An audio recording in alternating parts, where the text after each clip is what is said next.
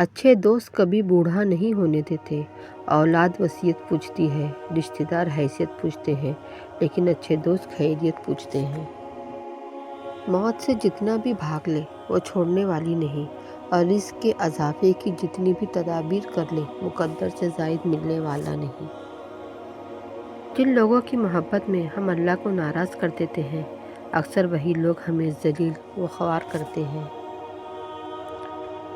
تم اللہ کے آگے جھکو اور اللہ تمہیں کسی کے آگے جھکنے نہیں دے گا۔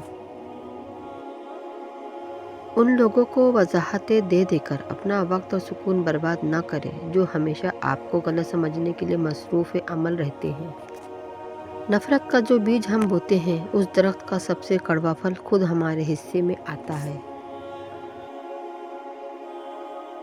شاگردوں کے ساتھ ایسے خلوص و محبت سے پیش آؤ کہ کوئی دیکھے تو سمجھے کہ یہ اس کی اولاد ہے۔ سیاہ کاریاں، برائیاں اور گناہ جمع ہو کر قبر و جہنم کا ایندھن بنتے ہیں۔ رشتے اس لیے کمزور ہو رہے ہیں کیونکہ ہم نے نبھانے کے بجائے آزمانے لگے ہیں۔ بھلی بات کرنا اور با اخلاق رہنا کسی نیکی سے کم نہیں۔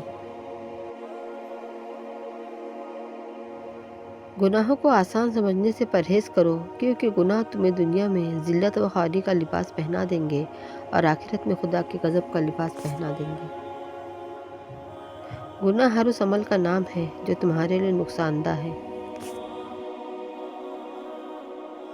یہ مت کہو خدا سے کہ میری مشکلیں بڑی ہیں، بلکہ مشکلوں سے کہو کہ میرا خدا بڑا ہے۔ سب سے مہنگا سبق زندگی سکھاتی ہے۔ اللہ رزق کھولے تو دسترخوان لمبا کر دو، دیواریں نہیں۔ اگر نفع مند علم چاہتے ہو تو استاد کا ادب کرو۔ ایک پل کی تھی بس حکومت یزید کی، صدیہ حسین کی ہے زمانہ حسین کا۔ جب دل کسی اپنے سے بے پناہ خفا ہو جائے تو خاموشی اختیار کر لینا، لیکن کڑوا بول کر اس کی بے ادبی نہ کرنا۔ شطرنج میں وزیر اور زندگی میں ضمیر اگر مر جائے تو سمجھو کھیل ختم۔ لوگوں کی محبت پانی کے بلبلے جیسی ہے، زیادہ دیر نہیں رہتی، لیکن اللہ کی محبت آب حیات ہے، امر ہے، کبھی نہ ختم ہونے والی۔ اے میرے رب، بدلے کے دن تو میری خطائیں بخش دینا۔ حضرت سیدہ عائشہ فرماتی ہے، زبان کی حفاظت کرو کیونکہ عزت و ذلت کی یہی ذمہ دار ہے۔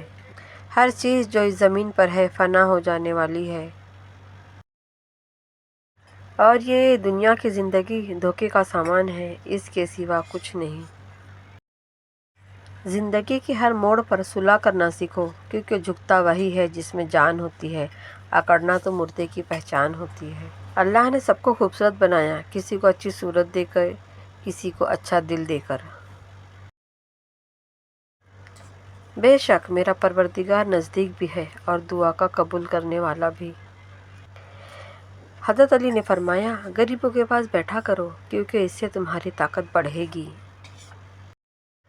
بے شک اللہ تعالیٰ توبہ کرنے والوں اور پاک صاف رہنے والوں کو پسند کرتا ہے۔ اللہ کے سوا کسی کی عبادت نہ کرو۔ خوبصورتی کی کمی کو اخلاق پورا کر سکتا ہے، مگر اخلاق کی کمی کو خوبصورتی پورا نہیں کر سکتی۔ ہر کام کا ایک وقت مقرر ہے۔ صبر کریں گے، اگر آزمانے والا اللہ ہے تو آزمائش سے نکالنے والا بھی تو ہمارا اللہ ہے۔ اللہ کے کچھ بندے ایسے ہیں جنہیں اللہ بندوں کی ضرورت پورا کرنے کے لیے خاص طور پر نعمتوں سے نواز دیتا ہے۔ والد کی قدر کرو، والد کے سامنے اونچا نہ بولو، والد کی سختی برداشت کرو، والد کا احترام کرو، والد کی باتیں غور سے سنو، والد کے سامنے نظریں جھکا کر رکھو۔ والد کی زندگی تجربات کی کھلی کتاب ہے۔ کچھ لوگوں کے لیے مصروف زندگی سے ٹائم نکالنا پڑتا ہے، اور کچھ لوگوں کو دل سے نکالنے کے لیے زندگی کو مصروف کرنا پڑتا ہے۔ روٹی کا نوالا آپ پیسے سے نہیں کھاتے بلکہ قسمت سے کھاتے ہیں، اور خدا کی مرضی نہ شامل ہو تو وہی نوالا آپ کی جان لے سکتا ہے۔ اتنی مہنگائی میں بھی پرانی قیمت پر ملنے والی 3 چیزیں، امام مسجد، مدرسے کا استاد، قرآن کی تعلیم، قدر کرو علماء کی۔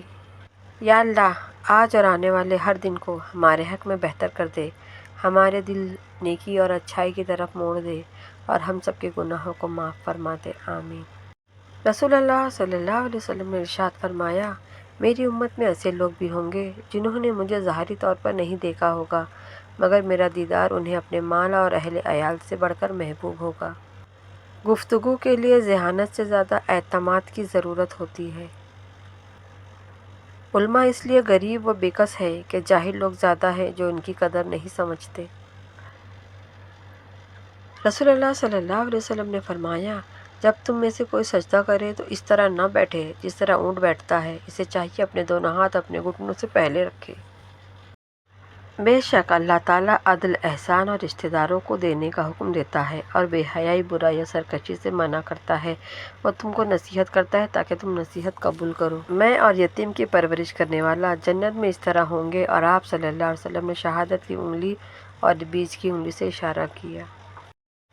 رسول اللہ صلی اللہ علیہ وسلم ایک عورت کے پاس سے گزرے جو ایک قبر پر بیٹھی ہوئی رو رہی تھی۔ آپ صلی اللہ علیہ وسلم نے اسے فرمایا، اللہ سے ڈر اور صبر کر۔ اے میرے رب، میری مدد فرما اور میرے خلاف کسی کی مدد نہ کر۔ جب انسان کی عقل مکمل ہو جاتی ہے تو اس کی گفتگو مختصر ہو جاتی ہے۔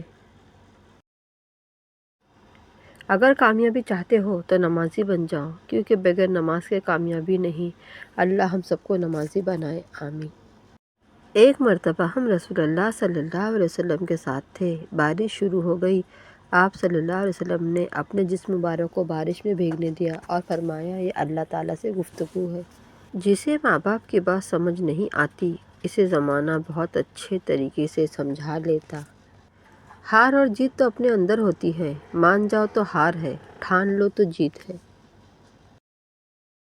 ذلت اٹھانے سے بہتر ہے کہ تکلیف اٹھاؤ۔ آج اگر میری زندگی میں دکھ نہ ہوتے تو میرا اپنے خدا کے ساتھ دعا کا رشتہ کیسے بنتا۔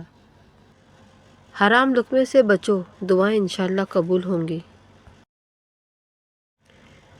بے شک زندگی کا بہترین دن وہ ہے جو آپ نے اللہ کی عبادت میں گزارا۔ جب تم کو معلوم ہو جائے اللہ تمہارے ساتھ ہے، اس بات کی فکر چھوڑ دو کون کون تمہارے خلاف ہے۔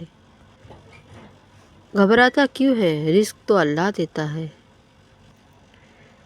ان بد دعاؤں سے ڈرو جو بول کر نہیں دی جاتی۔ اللہ تعالیٰ کی مرضی یہ ہے کہ اس کے بندے درجات کی طرف متوجہ ہونے کے بجائے قرب الہی کی طرف بڑھیں۔ کامیاب وہ ہے جس کی اللہ تعالیٰ مدد کرے، اور نامراد وہ ہے جس کو اللہ کی مدد نصیب نہ ہو۔